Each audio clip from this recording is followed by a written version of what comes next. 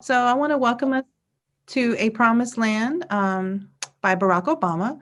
We are really moving through. We are now on almost the end of the book. We're in the third quarter of it. So this week we're going to be talking about the good fight, which is chapters 14 through 21. And I just found this quote from Michelle Obama, which says, "We have an obligation to fight for the world as it should be." And that resonates with me because Obama signifies a president who really had a moral compass. And we talked about that in some of our previous discussions, that he had a stand that he took, and he felt that his presidency was a platform to make change. And so in these chapters, we're going to be talking about some of those changes that he implemented and also the struggles that he suffered. So just before I move on, does anyone have anything to say about Michelle Obama's quote? We have an obligation to fight for the world as it should be. Does that resonate with anyone?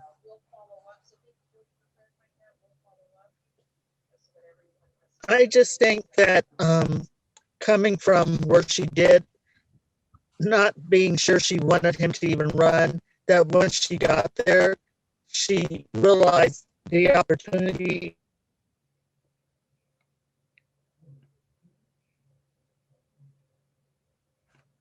You cut out a little bit, Michelle, but you were saying that she didn't really want him to run, but she understood the possibility and the responsibility, excuse me, of that presidency. Okay. Thank you. Thank you. So when we start in this chapter, we see Obama talks about his first G20 summit. And here's young Obama just smiling and enjoying his time at the G20 summit, which we know is a global summit on finances. This was just the beginnings of his, sorry, one second, the beginnings of his presidency. And so we do see him. I love this picture of him. He's just really connecting with the other world leaders and really enjoying himself. But then, as we continue to read in the chapter, Obama came to a point where he, again, is thinking, why did I do this? So, what he said was that combating terrorism became a huge part of his job. He had all these wars. This is the chapter's talking about the wars, which included ordering people to be killed, he writes. I took no joy in any of this. It didn't make me feel powerful. I'd entered politics to help kids get a better education, to help families get health care, to help poor countries grow more food. It was that kind of power I measured myself again. But he goes on to say the other work was necessary. What's your impression of how Obama handled all that? So that's another inward conflict he had.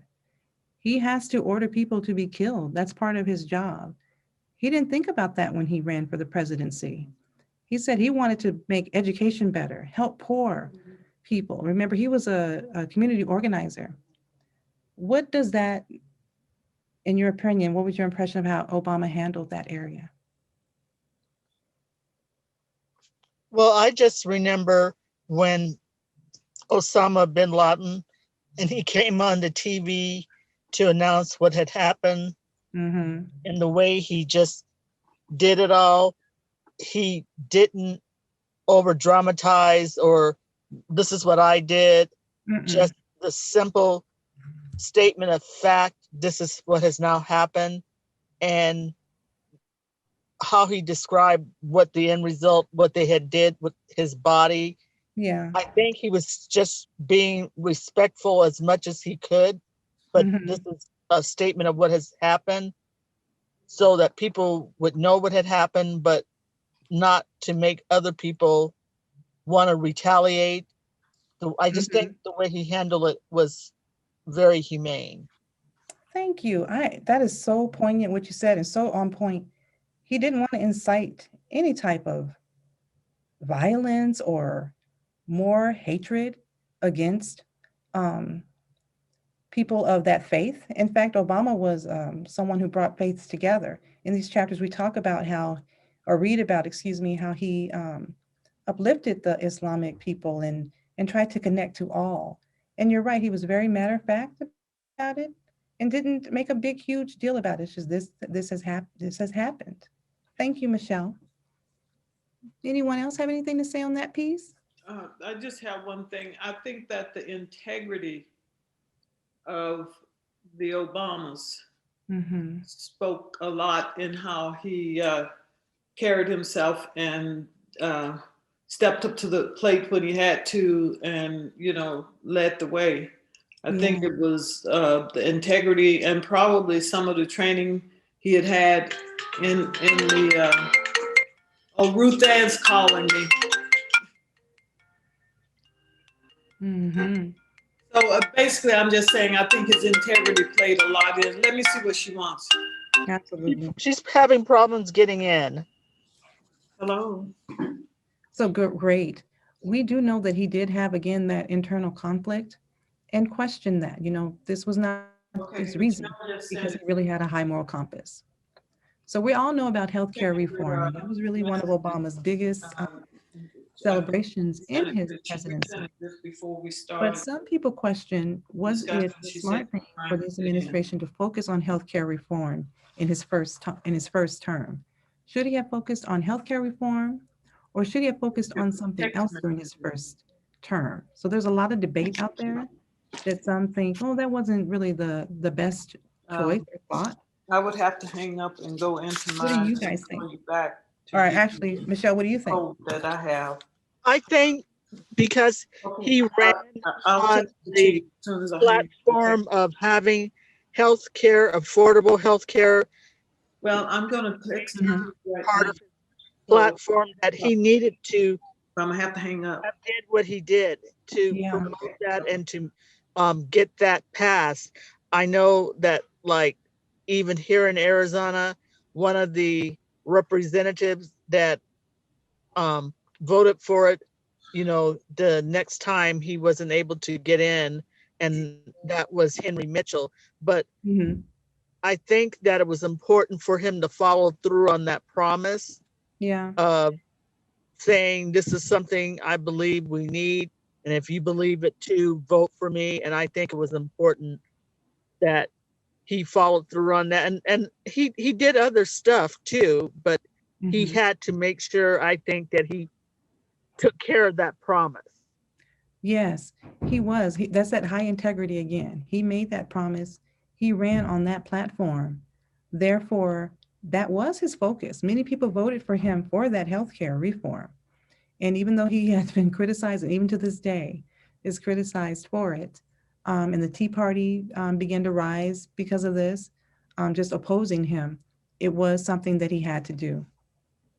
So this is I'm gonna try to show a video clip about the CARE Act, but he says you look at something like healthcare, the Affordable Care Act, and for all the controversy, we now have 20 million people who have health insurance who didn't have it. It's actually proven to be more effective, cheaper than any advocates like me expected. So it was definitely important. And here is a video clip of Obama talking about it. Thanks to the Affordable Care Act, 20 million more Americans from every state have the financial security of health insurance. In fact, the uninsured rate is the lowest it's ever been, and healthcare prices have been rising slower than they have in 50 years.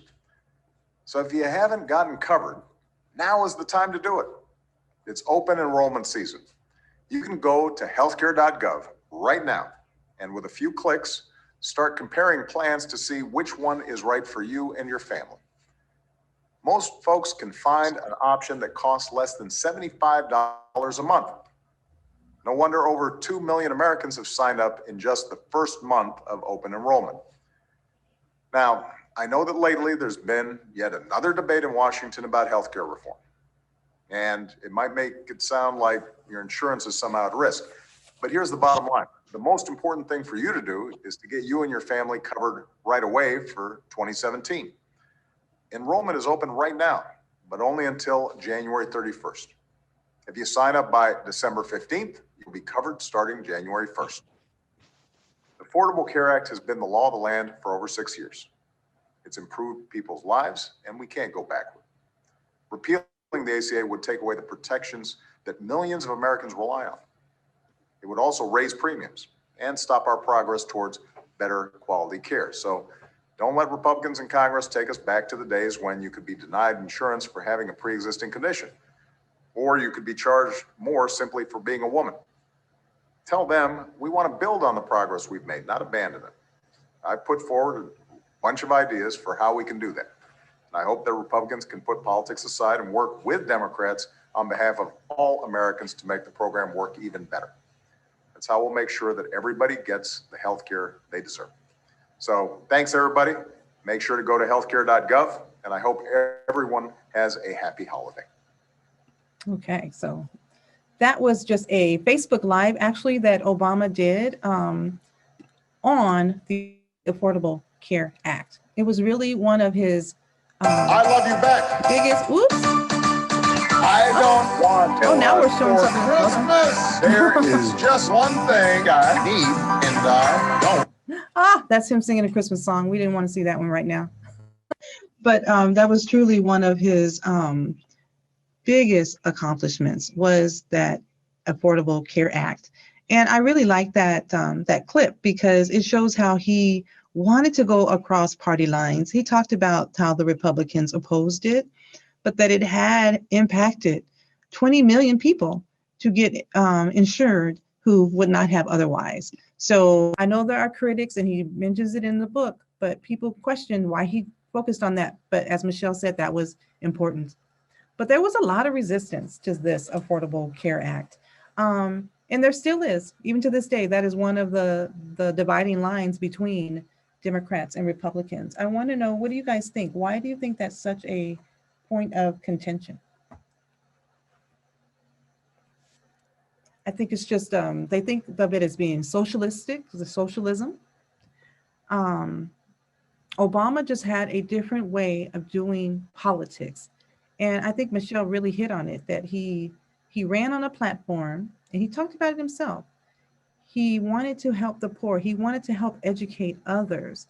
And so this resistance to this act is something that represents Obama and everything that he and his family represent, which is trying to have a level playing field for all. And that's what I see. Does anyone think anything differently, or you guys agree with me? I totally agree, because I remember when he was running against Mitt Romney, and they were kind of poking fun, calling it Obamacare, and he said, yeah, I do care. Yeah. Mm-hmm. He turned that all around. I do care. That's classic Obama. I love that. Thank you. So I wanted to bring this in because they wrote in this chapter 16 a little bit about the H1N1 virus and how Obama, his response to it, and it was swift, and we are now going through coronavirus. So in May of 2009, Americans in all 50 states had infections. When Barack Obama declared an H1N1 swine flu national emergency, that was October of 2009. 4,000 Americans had died, 250,000 Americans had been hospitalized, and 22 million Americans had been infected. And by November of 2009, 10,000 Americans had died. So I know that, coronavirus and the swine flu H1N1, they're different, but just because we're in the middle of coronavirus, I just wanted to bring the question and pose it from what you can remember or what you read. And there was only a snippet in the book. There's just a brief mention of it. How's his response compared to Trump's response? He didn't deny that it was there. He knew that there was a problem, and he stepped on it. He actually had made a coalition, I would say, a task force, and responded quickly. Well, what I remember about it, Dr. Durden, is that some people were saying, this is not that serious and all that didn't need to be done. Mm-hmm. But Mm-hmm. I appreciate the fact that he didn't wait, he didn't listen, that he just responded right away, because it was what he felt needed to be done to protect American lives. Yes, yes. I do too. I appreciate that he did want to protect the lives of Americans. And so I just thought that was interesting. I just wanted to bring it up since it's right what we're on Zoom here instead of being in person, that he did have a health crisis where Americans died, and that he did respond in a swift manner. Climate change was also another one of Obama's platforms. He says, we want our children to live in a world without the destructive power of a warming planet. And in our books on chapter 21, on page 486, Malia talks about the tigers, and I really like this story. So he says, at dinner one night, Malia asked me what I was going to do about tigers. And I said, what do you mean, sweetie? Well, you know they're my favorite animals, right? Years earlier, during our annual Christmas visit to Hawaii, my sister Maya had taken a then 4-year-old Malia to the Honolulu Zoo. It was a small but charming place tucked into the corner of the Kapolani Park near Diamond Head. As a kid, I'd spent hours there climbing the banyan trees, feeding the pigeons, and waddled through the grass, howling at the long-limbed gibbons high up in the baboon rafter. Malia had been captivated by one of the tigers during the visit, and her auntie had brought her a small stuffed version of the great cat at a gift store. Malia and that tiger had been inseparable, though by the time we got to the White House, his fur was a little worse for wear, having survived food spills, several near losses during sleepovers, multiple washings, and a brief kidnapping at the hands of a mischievous cousin. I had a soft spot for Tiger. Well, Maya continued, I did a report about tigers for school, and they're losing their habitats because people are cutting down the forests, and it's getting worse because the planet is getting warmer from pollution, and they're going extinct, which could be terrible. And since you're the president, you should try to save them. Sasha chimed in, you should do something, Daddy. I looked at Michelle, who shrugged. You're the president, she said. The truth is, I was grateful that my young daughters weren't shy about pointing out the responsibilities of the adults around them to help preserve a healthy planet. I just really liked that story that he wrote. And he focused on climate change. And I think some of that came out of his knowing the responsibility for us as adults to protect the earth that we have for our children. And so that's just the beginning of chapter 21 on page 486, just an example of his writing and how he just personalizes it. And I could just imagine it in my mind, seeing him and the girls and Michelle there discussing these tigers. He's such a really good author. So climate change is something that Obama had on his radar. And my question is, Obama says that when he first ran for office, climate change wasn't much on his radar compared to better housing, education, healthcare, and jobs. What do you think were key factors for him to take notice that climate change was a huge issue? Or why do you think it took so long for the US to take more meaningful steps against climate change? I think, just me personally, there's a cost to taking care of our planet, and people would rather not spend that money that way or be taxed to have it done. It is. There's a big cost to it, and tax and big business. Good point. Good point. Oh, you're muted.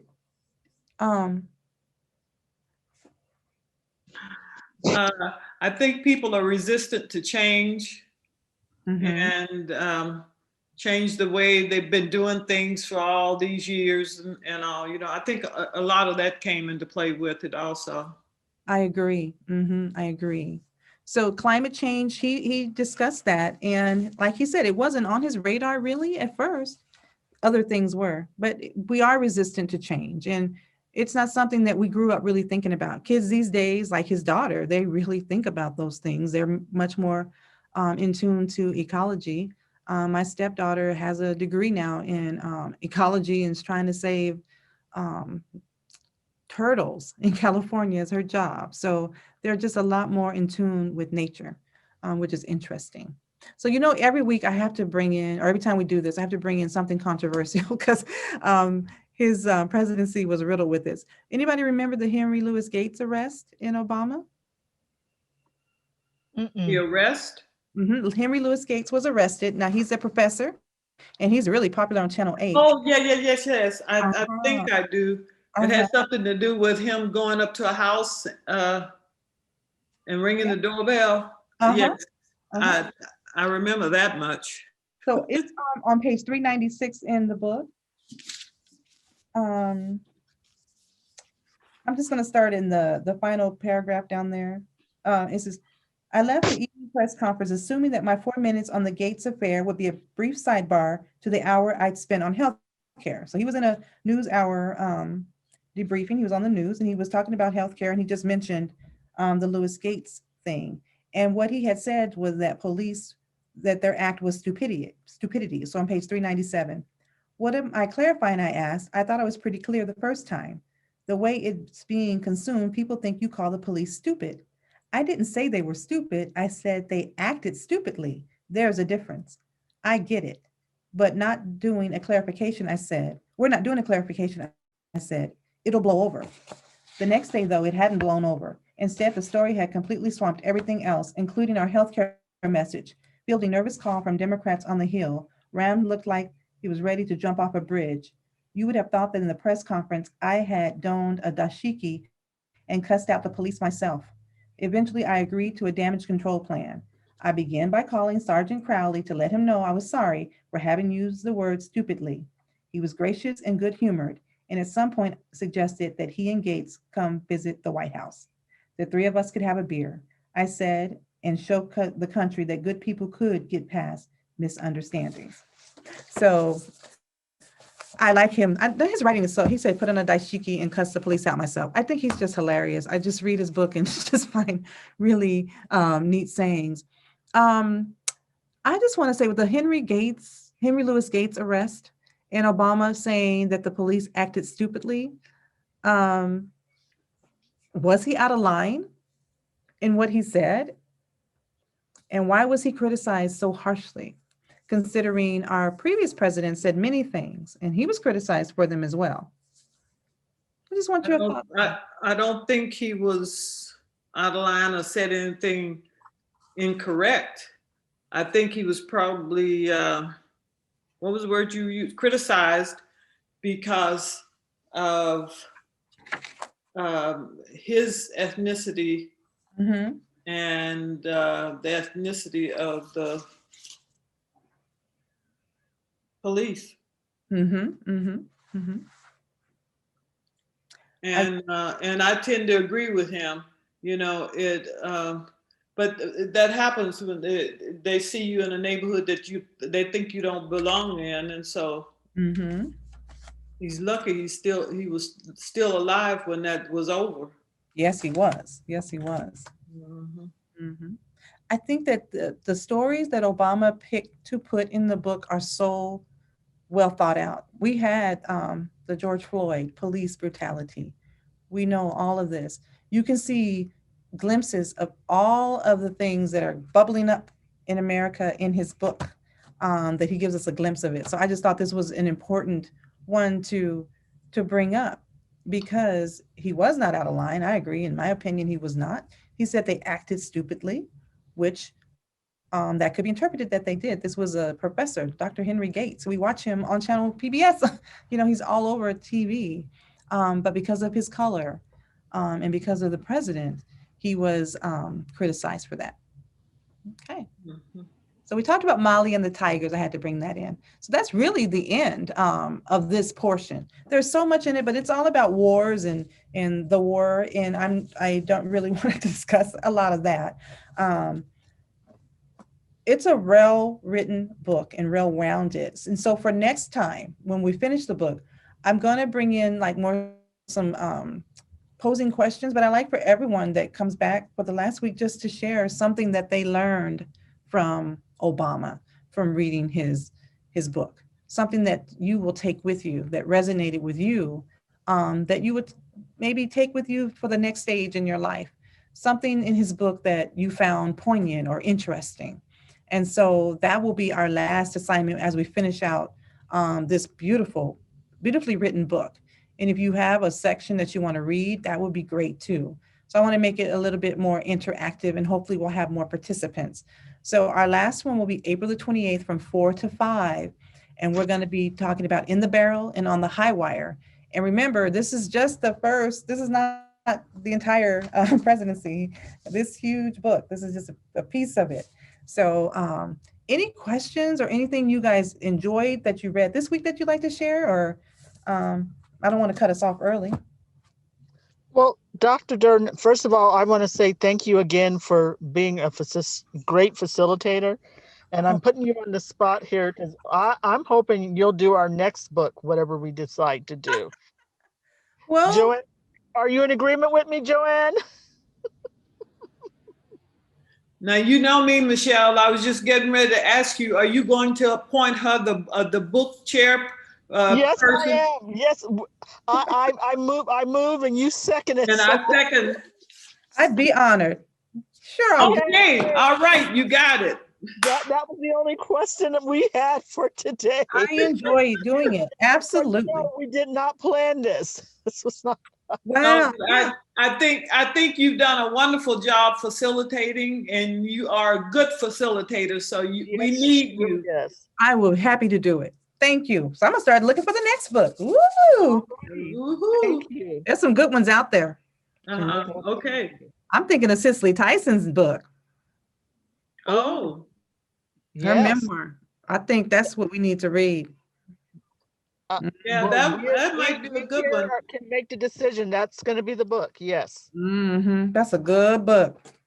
From Well, what I've thank seen, I haven't read it, so I would like to discuss it with you guys.